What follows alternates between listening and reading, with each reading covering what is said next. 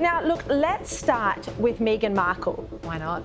So the couple have been begging for privacy, and South Park has done a parody of this. Down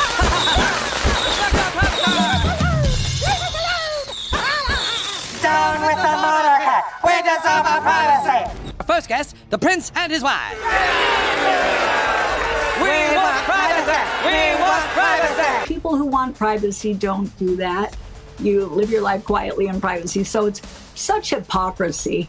I think they did a brilliant job. South Park just destroys Meghan Markle. And honestly, it wasn't even a fair fight. The show turned her royal authenticity into a full-blown comedy sketch, baby bump and all. If Meghan thought she was controlling the narrative, South Park just snatched the script and lit it on fire. We want privacy, we want privacy, we want privacy, we want privacy. South Park didn't just throw a few jokes at Meghan Markle, they went straight for the jugular. The episode titled Respect Our Privacy opens with a scene so outrageous. Meghan's animated clone storms into a hospital room, glowing, dramatic, and ready for the cameras. When the song come on, let me see you get gone. Baby mama, this shot's on, been pregnant for way too. She starts dancing, twerking in her hospital gown, while Harry hovers awkwardly in the background like he doesn't even know where to put his hands. But then it happens. The massive pillow she's been using as a baby bump slips out and smashes to the floor. Viewers gasped, then burst into laughter. You game-loving wife has always wanted her privacy. And you know what else? To hell with Canada, we are leaving. We'll go find some quiet place where we can be normal people. Come on, wife. We want privacy. We want privacy. Sam, it summed him up so well, didn't it? It's hysterical, and even adds like a distance, resemblance or likeness. What I thought was so glaring and so brilliant about it is it's true. For people who pay PR, they say they hate journalists. Harry hates journalists. But to pay PR, that is loaded with journalists and that is loaded with publications and television shows who say what you want and who, shape social perception in your favor while also disparaging and lying about others, thereby reaching their privacy. I think the whole, worldwide privacy tour is hysterical because you're, in my opinion and the opinion of others, they're putting themselves on the world stage using expensive PR while demanding privacy, while writing books, while being on Oprah that had 50 million viewers. People who want privacy don't do that. You live your life quietly in privacy, so it's such hypocrisy. I think they did a brilliant job. Really. I think they did too. Now, the second clip maybe gets a little too close to the reality of what it's like inside Sussex Inc. Look. And here's the kicker. South Park didn't make that up. It was a parody of something Meghan actually filmed herself. Long before Trey Parker and Matt Stone got their hands on it, Meghan had posted a so-called empowering hospital video.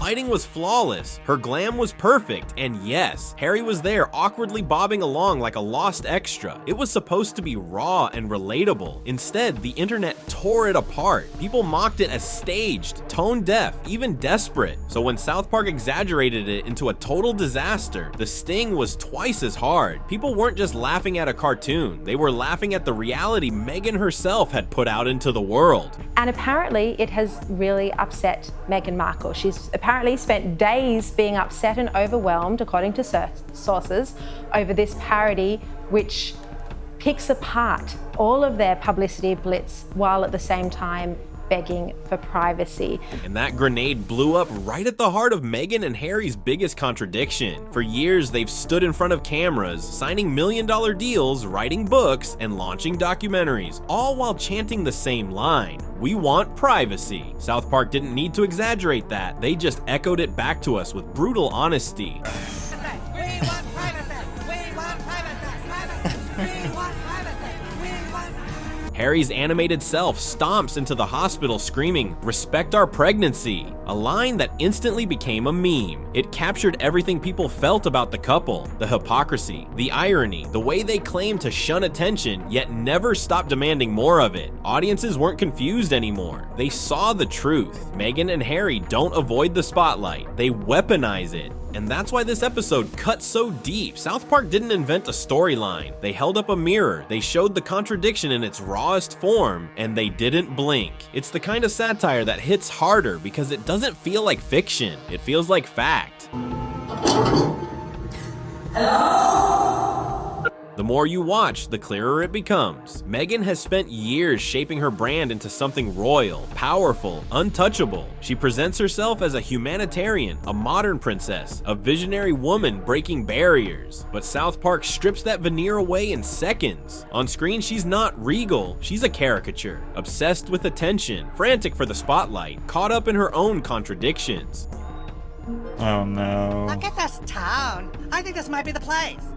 You really think so? It was commented that what we see from Meghan is always staged, always polished, always performative. That's why audiences couldn't look away. They weren't just entertained, they were seeing something they had suspected all along, that Meghan's so-called raw and vulnerable moments are carefully manufactured props. That's why the laughter was so sharp. It wasn't just about Meghan as a character on a cartoon. It was about Meghan as a brand, a woman who built a Hollywood identity on privacy, empowerment, and authenticity, but can't stop turning even her most intimate moments into stage plays. If you've made it this far, make sure to subscribe to the channel so you don't miss a single detail of South Park. Thanks for having us on the show.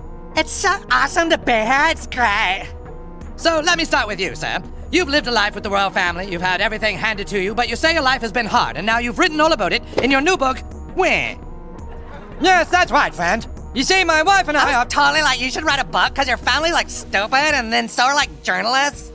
We just want to be normal people. All this attention is so hard. And the irony didn't stop there. South Park painted Meghan as someone who refuses to admit what she's actually become. A reality TV star without the courage to say it out loud. The glamorous filter ripped off. All that's left is a contradiction in heels. They're like, oh, you wouldn't pay attention to us. What are we gonna do? He's not gonna get away with this. This is why the episode exploded far beyond Comedy Central. It didn't just mock, it exposed. It tore down the wall between Meghan's polished image and the awkward reality hiding behind it. And once that wall crumbled, the internet did the rest.